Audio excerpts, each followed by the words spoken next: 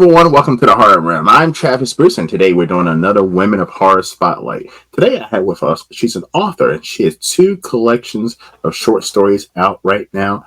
One called Salvation, and the other one is called Yellow Wallpapering. And guess what? In October, she's releasing her first novel, which is called Thorngale. I have with us Phoenix Mendoza. Phoenix, welcome to the Horror Room. Thank you, Travis. Super happy to be here. It's a pleasure to have you on. So let's shoot into Salvation, which is your first collection of short stories that's out right now. Tell us a little bit about Salvation.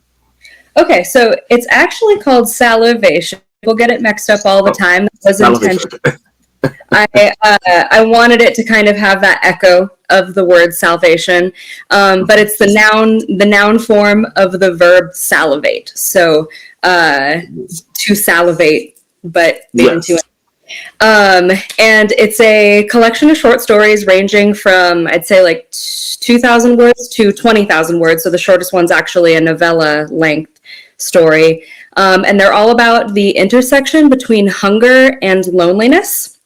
They're on the more psychological horror realm, very like human, grotesque, that style of horror. There's definitely no like ghosts, zombies, werewolves style horror. It's definitely it's pretty psychological. And actually, a lot of these stories were written earlier in my career, and I rewrote them to compile this collection. So it was like a resurrection of a series of old, dead pieces that I decided to revitalize for this collection. Awesome. Now, what is the connection between hunger and loneliness? So to me, I feel like they feel the same way in my body. It's both like a longing to fill some type of void. And when you're really desperately hungry, it makes you angry and reactive, and you sort of lose your mind. And I have seen myself and seen others reduced to sort of a similar state when they're desperately, desperately lonely. When I think back on the times of my life that I was like so lonely, so alone, I behaved in a way that was similar to when I was desperately hungry. I was just so like pathetically willing to fill this void that I sought all sorts of unhealthy coping mechanisms too. I think that sometimes loneliness can breed a particular type of self-destructive desperation. And so this collection uses elements of horror that sort of play with that intersection, like cannibalism as a metaphor, for example, or the desire to consume when you're so hungry, so lonely for connection that it creates this sort of like consumptive void. Does that make sense? It 100% makes sense, and it actually makes sense to me because, like, also too, like, bouncing off into like sometimes you're so fucking hungry that you eat some shit that you normally wouldn't eat that you know is not good for you. You're like standing in front of the open fridge, like shoveling shreds of cheese in the back. You know, but there's nothing open, and you're in 7-Eleven eating those nasty hot dogs that's been sitting there for 2 days or 3 days. Under the heat lamp. Yeah, absolutely. So that feeling when you're so lonely, somebody or a particular type of connection that normally you'd be like, this is a red flag, or this isn't serving me. If you're lonely enough, you'll stoop to that level. And there's horror to be observed and recorded, I feel like, when you're in that state. I agree, because like you said, you might entertain somebody that you normally wouldn't. Yes, absolutely. Absolutely. So yeah, each story is about that, but a different aspect of it, I guess. Mm-hmm. So you were saying that, in this collection of stories, some of, the stories were written back in your early writing career, and some of the stories are newer. Now, looking back at some of your older stuff comparing to the newer, like, did you like, wow, have you seen that your style of writing has changed? How you have matured as a writer? Absolutely. So my style has changed, definitely gotten cleaner, more focused. But what I really noticed is less a stylistic shift and more that back when I was writing these stories for the first time when I was younger, I was really writing from a place of like pain and self-expression, and I didn't really know what they were about. I was just like, it was like a flood of emotion, and then I wouldn't always finish. And then years later, when I was collecting them for Salivation and working on them, rewriting them in some cases, I was able to look back and see with so much more clarity and maturity what my actual story was about. I was able to kind of cut through the bullshit, cut through all of those layers of pain and be like, oh, this is the story I was trying to tell. So that was really helpful. And I realized in doing that every story from my past that was worth salvaging was about hunger or loneliness. They all coalesced on that theme. That was something I was clearly so obsessed with, so driven by, so consumed by, that even though I didn't know at the time that was a theme I was writing on, I was able to recognize that later. Awesome. Now, let's jump over to your other collection of short story, which is called Yellow Wallpapering. Tell us a little bit about that. I love that cover. Thank you. I do all my covers myself. I'm actually a tattoo artist, and so I do all of my art on my phone. We're in my tattoo studio as we speak, actually. Yes. Thank you. But yeah, so Yellow Wallpapering, these are all contemporary stories. I all wrote them within the last year. I'd say they range from 2,000 to 10,000, so a little bit shorter on the long end. And they're all stories about women going crazy. And I sort of took the title from the Charlotte Perkins Gilman story, The Yellow Wallpaper, about a woman who's locked in a room and she starts to see things in the wallpaper come out. It's just this beautiful short story that I read in high school that like really haunted me and stuck with me. And I went to an all-girl private Catholic school, and me and my friends, whenever we felt like we were going a little crazy, we'd use the phrase yellow wallpapering to mean like spiraling, like I'm yellow wallpapering right now, like I'm feeling the constraints of the patriarchy pushing in, I'm feeling so crazy. I'm not too opposed to like that type of feeling. So I decided to title this collection after that. Because yeah, every story is about a woman going crazy. They're all very different women, different age, races, backgrounds, circumstances.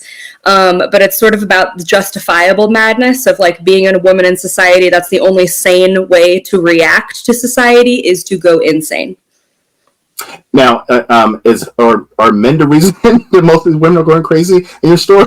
I wouldn't say necessarily individual men. Sometimes it is, but I'd say more the structure of the patriarchy is because obviously men are a part of and they uphold and benefit from the patriarchy, but they also suffer under the patriarchy too. The patriarchy is the structure that causes the madness. So it's bigger than just like one individual man or a husband or a brother or a father or something drives her crazy. It's living under that patriarchy where women are broadly oppressed, the same way that all people of color are affected by white supremacy more broadly than they are affected by like individual white people in their lives. Those white people might uphold or perpetuate elements of white supremacy, but it's more about structural sexism than individual men. I'm a lesbian, so I don't think that much about men. Like fuck men.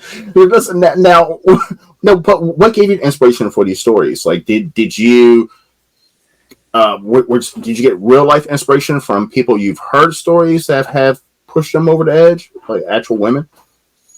I'd say that some of them are based on real people, or more it's like the collective experience of just being a woman and confiding in women and talking to other women, and how we all have this secret desire / fear that we are going crazy.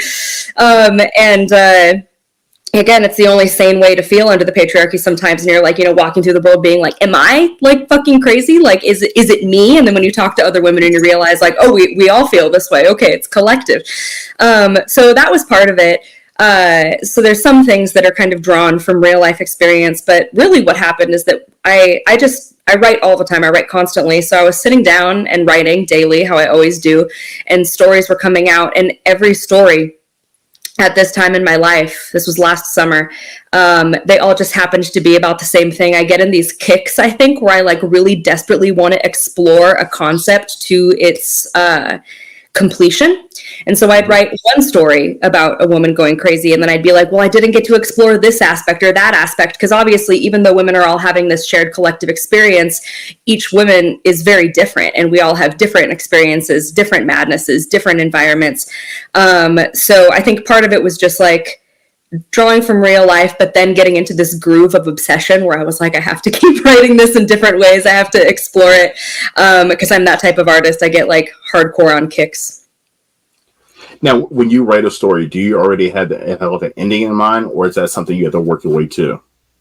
Sometimes I don't. Sometimes I sort of wait for the story or the character to tell me what's going to happen. But generally speaking, I plot things out pretty extensively. I'm a pretty good plotter, or I will at least have an idea of like the beginning, middle, end, and then kind of things will fill in as I write it.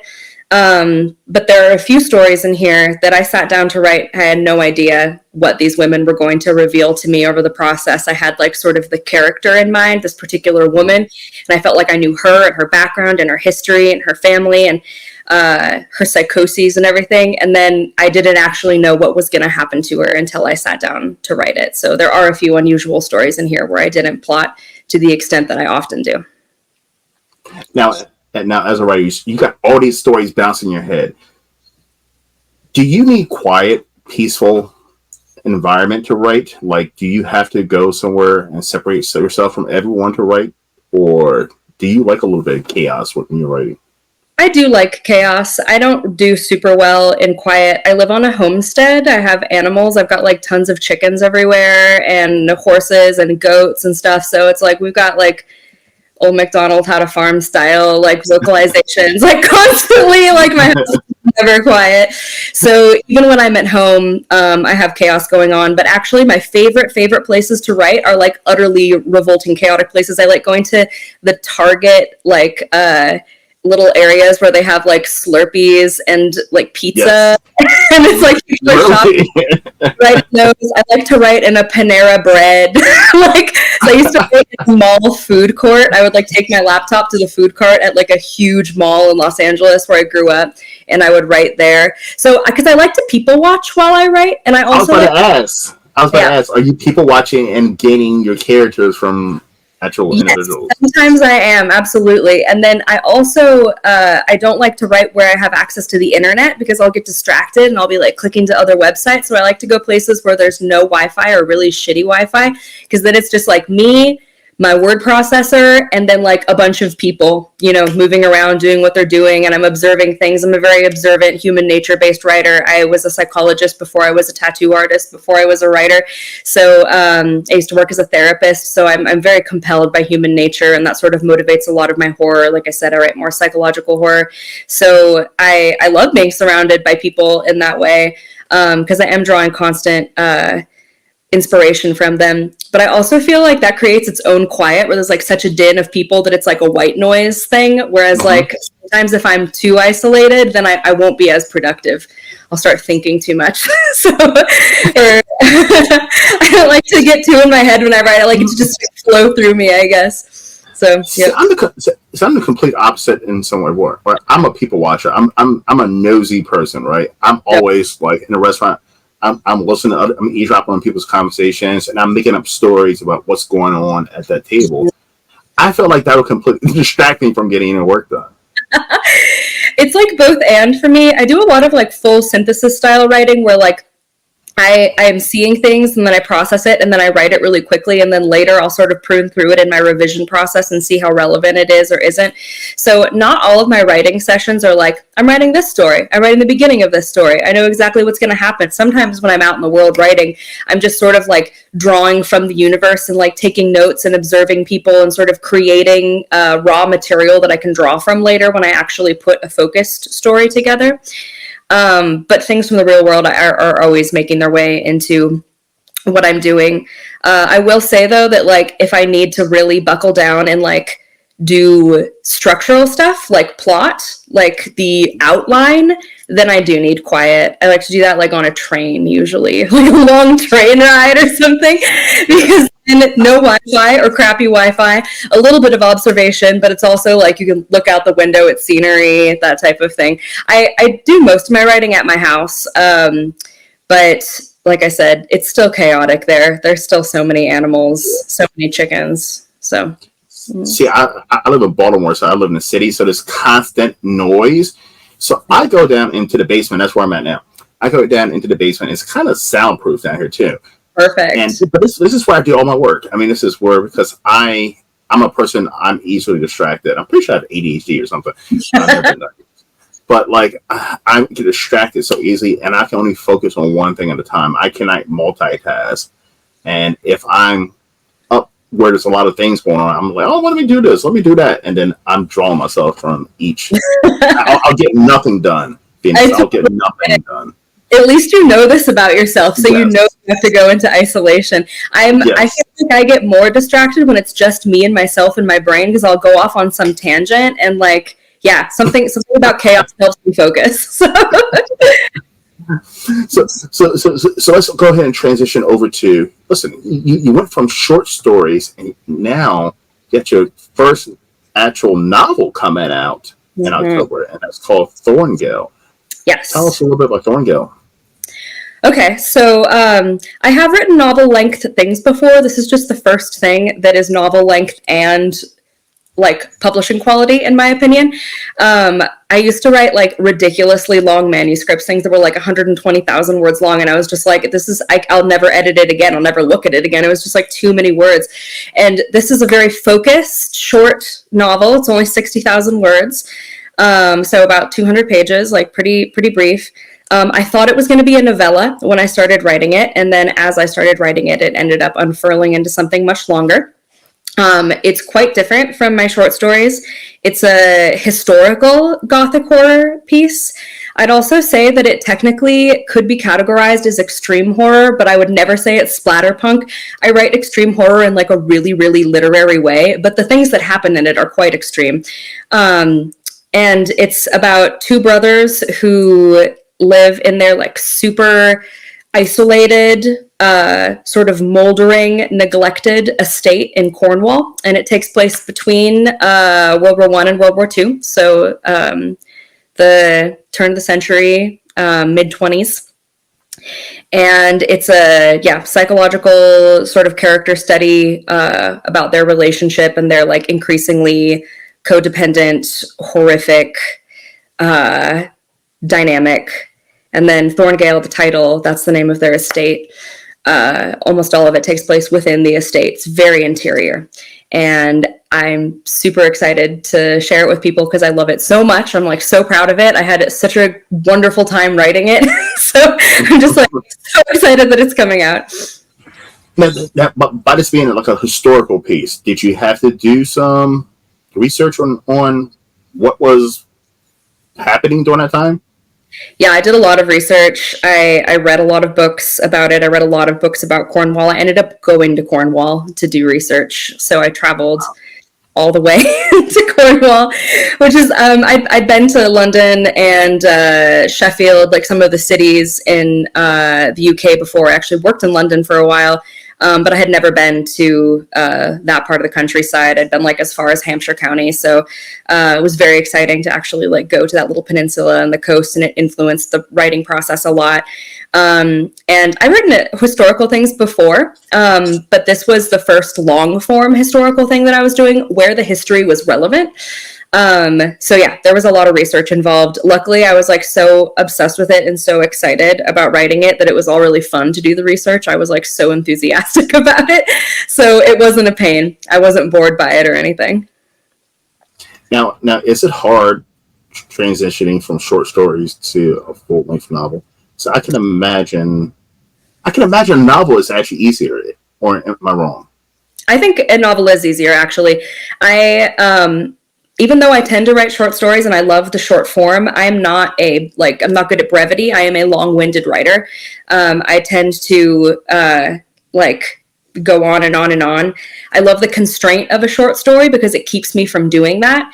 I love how zoomed in short stories are. They're usually about something smaller than a novel, because otherwise you would write a novel. You know, if you needed or something, then you'd write the novel. So short stories have that sort of like brief, zoomed in feeling to them, and the beginning, middle, end are closer together. So there's less exposition, less time to explore characters. So actually getting to really like luxuriate in the time it took to like explore my characters and go really in depth into their past, their histories and everything, it was actually so fun, and it felt really self-indulgent. Whereas the word economy of a short story kind of keeps you you don't get to explore as deeply, I guess. So I did find, even though it had its own challenges, cohesion across the whole novel, for example, making sure my style maintained from the beginning to the end, that I didn't like slip up in voices, that that there were no plot holes or loops or mistakes or anything. That was a little bit more challenging. So the revision process was a little more challenging.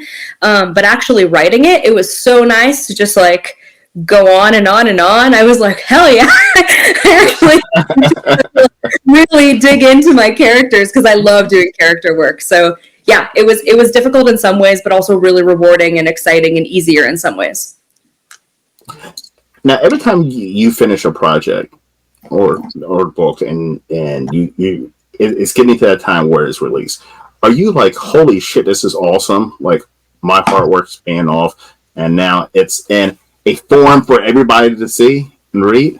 Or is it kind of, but I can imagine you probably are a little nervous too on how people are going to receive it.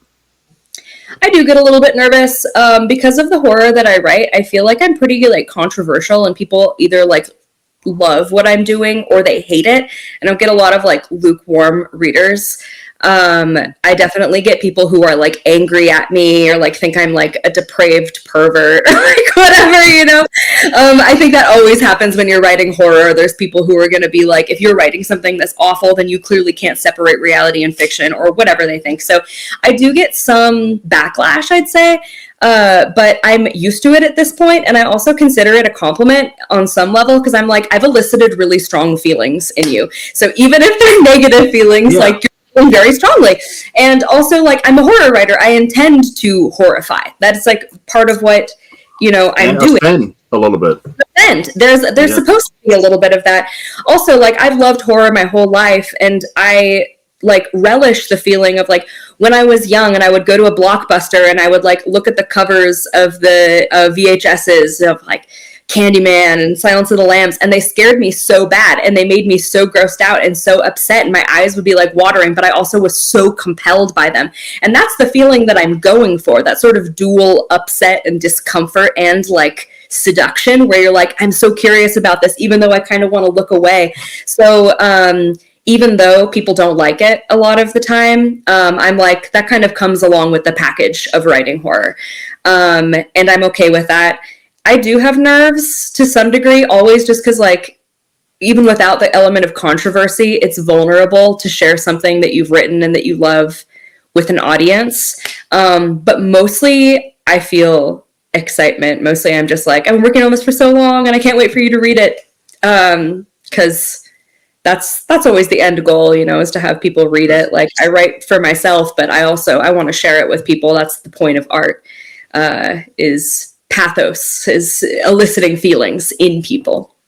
So yeah, that's why I love indie horror authors, and I try to spotlight on indie horror authors because I mean, you know, there's some great writers out there, and they're not getting the attention that is, especially women horror. Right? Yeah, so many out there, and they're definitely not getting attention. So I have a question to ask you, and this is a tough one, Phoenix. Okay. what is going on right now in the indie horror, authors community right now?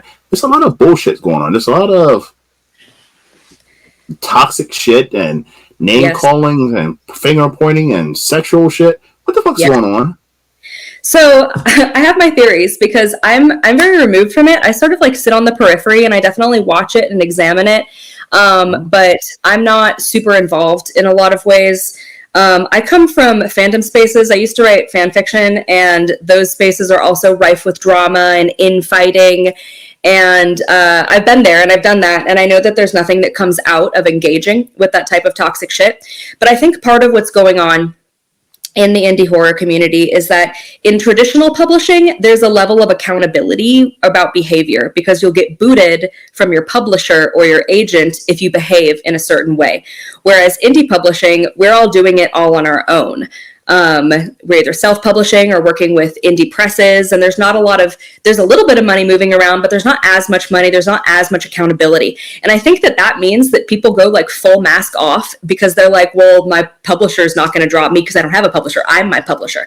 So I think that there's probably just as many shitty people in traditional publishing, but they know that there will be harsher consequences if they behave the way they do.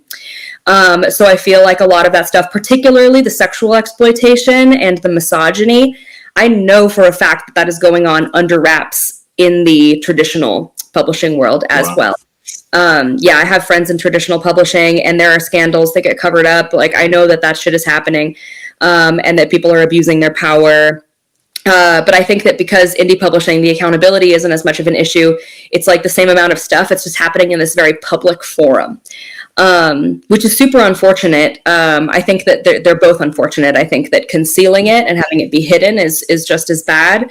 But it does mean that there's like constant drama, like every couple of weeks. It's crazy. Like, good for shit, but adults. But the crazy part about it, so I'm also wrapped into the indie filmmakers, horror filmmakers community, and I don't see that nowhere on a level as the authors. And it's like you said, every week there's some kind of thing going on where somebody's doing this or somebody's doing that and somebody is being canceled or whatever. I'm like, what the fuck is going on? It's so annoying. I have a theory as to why it's less prevalent in the film world as well, and that's that you cannot create a film on your own. You have to work with other people. So there's accountability there as well. There's contracts being exchanged between the actors, the producers, the filmmakers. There's very expensive equipment, even if it's not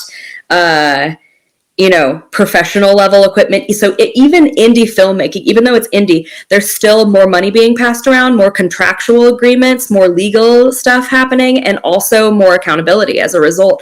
Whereas indie publishers, and indie authors, it's literally just us and our laptop. That's why it feels like why it has that like nasty interpersonal bullshit, because I'm like, this is literally just a fandom. And so it's like people are keyboard. Yeah, but I don't understand why you guys don't work together, because you're all on the same playing field. Like, I don't understand why there's so much fighting going on. That's what I wish. I'm like very much here to just like uplift other authors and like promote each other and read each other's stuff. And it's really unfortunate how much it feels like a landmine where I'm like, who is it safe to interact with? And one of the most recent scandals I'm sure you heard about is that somebody sent an ARC, so an advanced reader copy, to a advanced reader so that they would, you read it, you leave a review on Goodreads or whatever. And this person instead just published the entire ARC on Twitter. So stuff like that makes me, even though I desperately just want to work with other people and work alongside them and promote each other, it makes me so paranoid where I'm like, okay, well, who do I trust? Like, I've sent ARC copies to people who I don't know. Now I'm like, what if they're trying to fuck me over? Like, I don't know. Yeah. So it creates this culture of paranoia, and that brings worse behavior out because then people seem like aloof or detached if they're like unwilling to interact with the community as much. Like, I always worry that people perceive me as being a really aloof writer because I don't like make friends in the indie author world, but it's not because I don't want to, it's because I'm like genuinely paranoid. There's like, sniping. So Phoenix, I'm the same way. Listen, I have no problem with indie filmmakers at all. I've never had an issue, right? Yeah. But it seems like the issues I've had since I've been doing this channel has been with indie horror authors. Yeah. And I don't know what it is. I'm like, are they drama queens or something? I don't know what the fuck. Like, I don't know. It's like they're always picking a fight or a battle or someone's out to give them, like, yikes. It's so scary. And I will say that it's not just indie horror authors. It's like the indie author world in general. Because really? I follow, I don't write other genres that much, but I enjoy reading lots of genres. So I like follow other indie authors and lots of other genres, like fantasy, sci-fi, stuff like that. And it's just as dramatic in those communities too. So I think it has something to do with just the author community in general. And the only difference I can think from being an author versus being a filmmaker or being a traditional author is the amount of other people you interact with, and that it is sort of this like labor of love done in isolation. So even though there are people who are totally normal and not drama queens, the people who are drama queens act their shittiest, most drama queen self because there's nobody else holding them accountable. There's no other contract they're with and somebody else. They're not going to piss off their co-star because there is no co-star. They're not going to piss off their director because there is no director. So they're not worried that oh, this next director is not going to hire me for a job because I got this bad reputation, because there is no one. They're their own boss. They're their own boss. And you know, I see people sort of lose their communities and get canceled, or maybe like piss off one editor, but for the most part it's like you're doing it all on your own. It's a one person show, and that means that people can like be drama queens or be divas or be just the worst version of their self. But I think that if they were in an environment, or if the author world necessitated that they work with other people the way that traditional publishing does, I think there'd be less bullshit. But I really hate it because I don't like feeling paranoid. And I don't like having to constantly anticipate the other shoe dropping, or like having there be some new explosion. I would like to just support other authors, you know, and have it. Me too, but I feel like now when I do an interview with a author, I have to do research on them. Like, is this person one of the drama people? Because like, yeah, I've definitely interviewed people, and then like I would have authors comment, you should be ashamed of yourself having this piece of shit on your show, interviewing them, blah blah blah. I'm like, I don't know who the fuck this person is. I'm just interviewing them. Like, what? Yeah. I don't know. It's ridiculous. And I will say that some of the call outs, some of them are very legitimate. Like, there are some men out there who are like doing some really like predatory, sketchy stuff with female fans.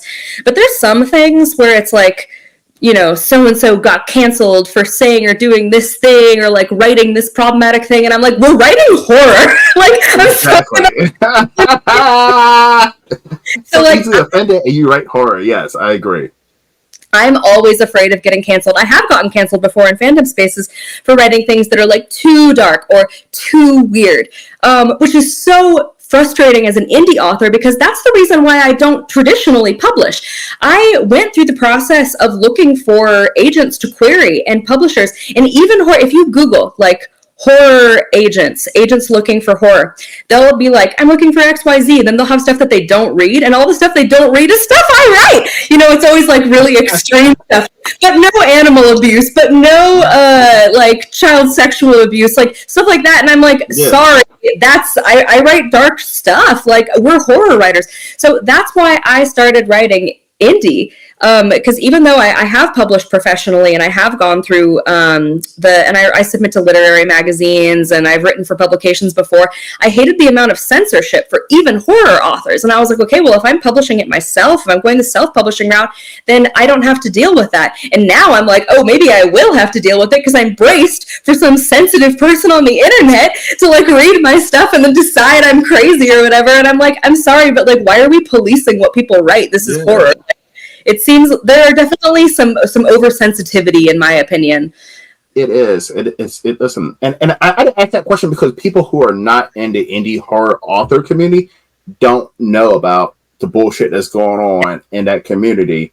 And the only reason I know is because I'm kind of in that community, because I float and I'm, you know, right. with so like and whoa, it's a lot of bullshit. It's a lot of drama. It's a lot of sensitive people in that community, and I don't know why.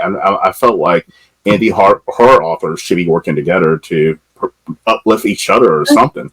And we should be accepting the fact that we're writing things that are kind of beyond the pale, because otherwise we'd be traditionally publishing. And so you'd think that there'd be more acceptance for that, but the internet in general is just very reactionary right now. I think people are in a really paranoid space. But yeah, if you have any ideas on how to make it better, I would love to hear stuff. I'm sort of at a loss. I'm just I have no idea, because I've tried to get involved in that shit, and then this month. But Travis from the horror realm is a rapist or something. You know, I'm like, whoa, I did that. When did you come up with that? You know, it's like, whoa. People have a lot of faith readings for what you say, just in general. And so I think that that's why I stay as uninvolved as possible, because I'm like, if I, mistype a little bit, or even if I don't, even if I express myself exactly as I mean to, somebody is going to read it the wrong way because they want to read it the wrong way. 100%. They want to be offended, which to me is such a bizarre attitude to bring to horror. I'm like, it is. Why? This should be like no holds barred. We're writing whatever we want. We're trying to horrify. Like, you'd think that it would be, I don't know. It's like, keep that shit in like YA or whatever, where you're trying to protect an audience. I'm like, why? This is horror. It just seems ridiculous to me. Yeah. So yeah, I'm with you on that. All right, Phoenix, where can everyone find you? I'm on Instagram. And I'm Blood, Ink, Bone writing there. I teach a writing class actually called Blood, Ink, Bone. It's like it's an 8-month writing course. It's mostly for hobby writers, just to like feel enthusiasm for the craft again, and to write more frequently and have more fun doing it. So yeah, the Instagram is titled after the class. It's Blood, Ink, Bone writing. And then I have a link tree on Instagram that has my website, my Substack, which you can subscribe to. I send out pretty regular newsletters with updates on what I have coming out. I also release short stories sometimes on there. And then my books are available on barnesandnoble.com and also on Amazon. Phoenix, this was fun. Yeah, it was a blast. Yes. Listen, we learned a lot. Thank you. Listen, everybody, support Phoenix. Get over to her Instagram. Listen, her link tree's over there. Go ahead and purchase her books. And also look out for Thorngale in October as well. Yes. All right, everyone. Well, thank you for coming to the Heartland. By the way, no shitty comments, for either one of us on this fucking interview.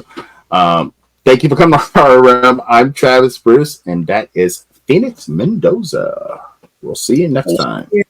Take care.